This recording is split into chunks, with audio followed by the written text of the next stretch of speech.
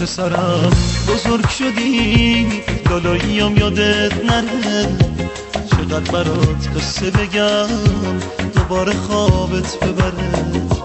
چقدر نوازشت کنم تا تو به باور برسی، این دوتا دستای منه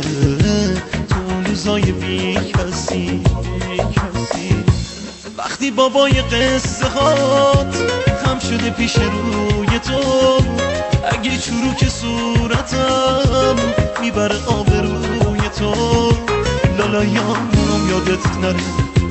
لالایام یادت نره، بذار برات قصه بگم دوباره خوابت ببره، بذار برات قصه بگم دوباره خوابت ببره.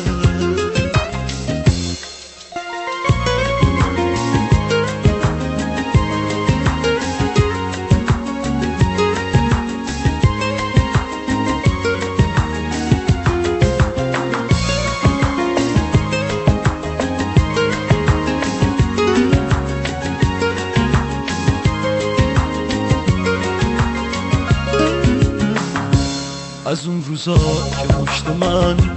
با دست تو قانه میشد، تو خواب و بیداری تو هیچ کسی بابا نمیشد، اون که تو اوج خستگیش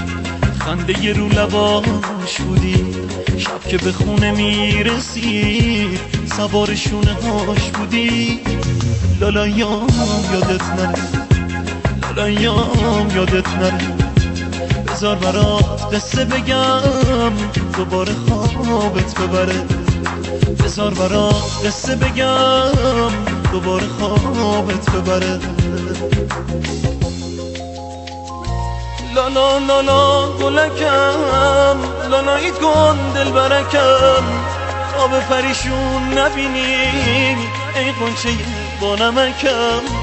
لالا لالا گلکم، لالایی کن پسرکم، چشماتو گریون نبینم گریه نکن دردونکم، لالایام یادت نره، لالایام یادت نره، بذار برات قصه بگم دوباره خوابت ببره، بذار برات قصه بگم دوباره خوابت ببره.